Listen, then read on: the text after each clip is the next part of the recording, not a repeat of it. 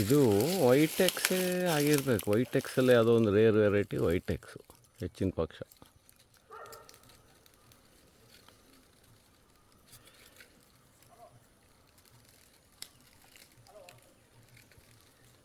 ಎರಡು ಭಾಗ ಬರುತ್ತೆ ಎಲೆ.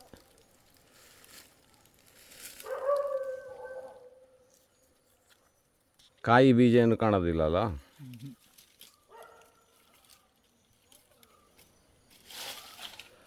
ಒಂಥರ ಕ್ರಾಸ್ ಇದ್ದಂಗಲ್ಲ. ಹೌದು, ಶೇಪು. ಕ್ರಾಸ್ ಅಂದರೆ ಜೀಸಸ್ ಪ್ಲಾಂಟ್ ಅಂತ ಹೆಸರಿಡ್ಬೋದು ಇದಕ್ಕೆ.